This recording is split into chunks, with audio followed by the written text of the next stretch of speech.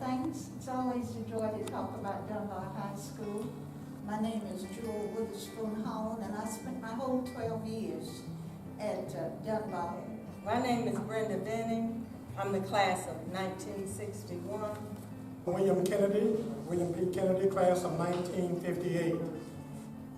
My wife Hazel, and also we're now husband and wife, been married for 56 years. My name is Clarence McKee. Greatest class you ever come out of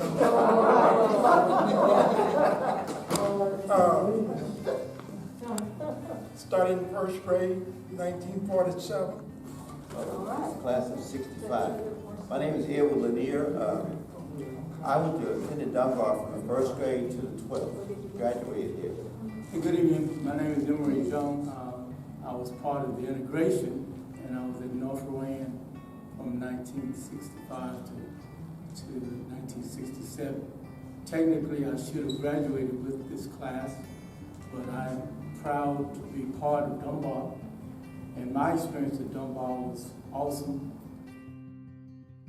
Okay, I'm Margaret C. Jones, Margaret C. Ingram Jones. I started Dunbar in the first grade, I think about 1957. I'm Essie Graham Ruffin. I guess I was quiet in class, and they don't think so, but anyway. Okay, my name is Valerie Larley Simper. I'm with the class of 66. I started to school in Dunbar in 1962. I went to school in Grand Quarry, and in 62 we caught the school bus to go to the high school. So I went 9th to 12th grade. Hello, my name is Norma Jean Henderson. I started Dunbar when I was in the 6th grade. My name is Tom Robinson.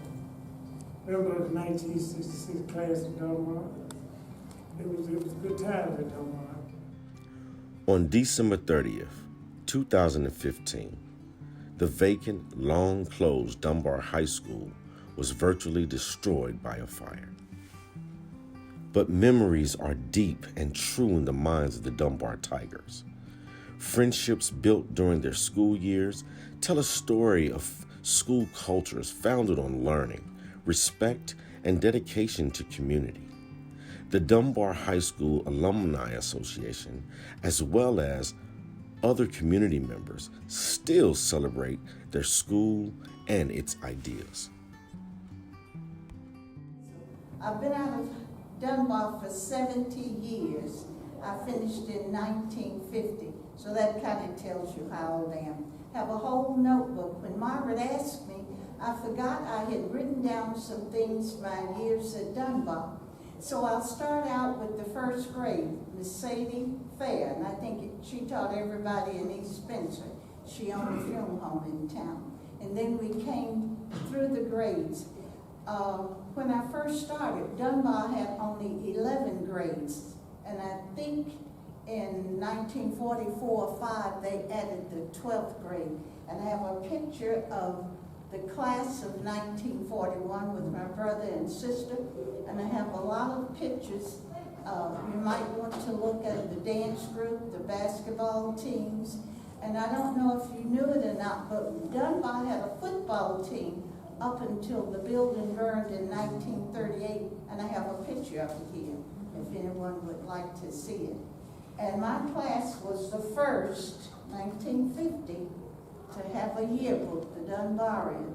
And I was telling Pete, I think I have another old and kind of ragged. You can have the ragged one out there. Also, I don't know if I have the building of a booklet of the dedication, and the history of Dunbar is in here. So you might want to copy that because it started at North Spencer, down by Highlandtown that way, and then they came into Dunbar. So there's a lot in here about that, even names and so forth.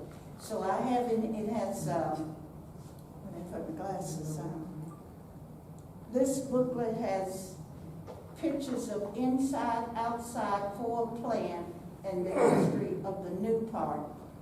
I finished in the old part, but I started out in that old building that burned. And I can remember it vividly. Had 2 stories and with a long hall, and you walk down steps into an auditorium. So that was my beginning with Dunbar. When I went to Dunbar, we didn't have a lunchroom. Kids brought their lunches, and those that walked could go home. And I lived right across from Southern City Church, so I could. Oh, and by the way, Pete, don't let me forget, I have a picture, and you might have it, but I have a picture of old Southern City in here. My brother is standing there, and of course, the pictures in the background is pretty good. I have to tell you things as I remember. But we didn't have a lunchroom, and kids who rode the bus into the city, they just chose different spots to eat, and we had Kirk's store on the corner. So many times they go there and get a bun, a soda, or so forth. And then later on, my dad opened a cafe, and sometimes they go there for sandwiches. I think it might have been around my sophomore, junior year that we got a cafeteria. That cafeteria was in the basement of the old elementary school, and I think the lunches were 15 cents. 15 cents a quarter. What was the name of your father's cafe? Spoon's Place. Spoon's Place. And do you recall where the train station was?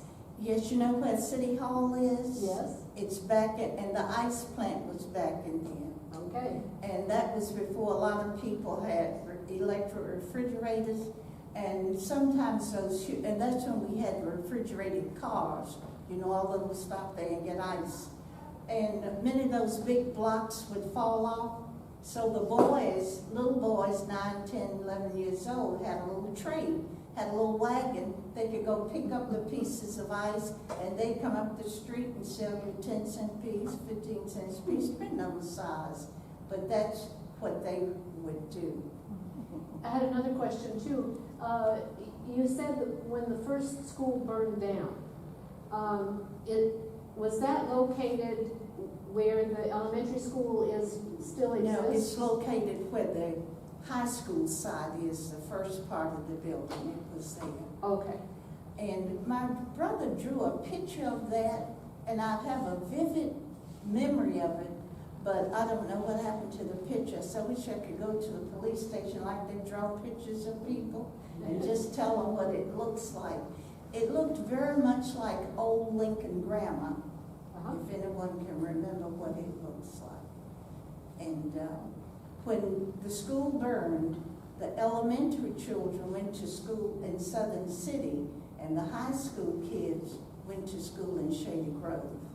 So the churches worked with them in getting them. And of course, when we got the new school back, oh, that was the glory of the county. We had the music festival there, basketball tournament there. Everybody was coming there to Dunbar, so that was the pride and joy. And we had different groups. I often think people paid for children to have dance lessons. We had it free. I can remember from 3rd or 4th grade on until I finished high school. I have a picture of that.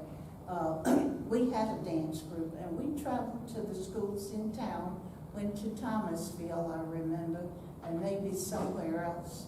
And we had basketball was our favorite because that's all we had.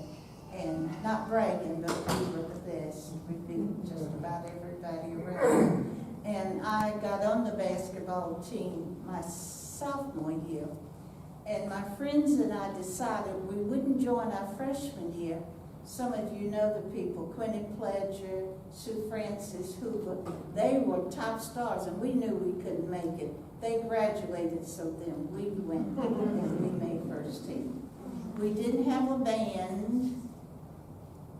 And as I said, we didn't have a football team. That came after I left.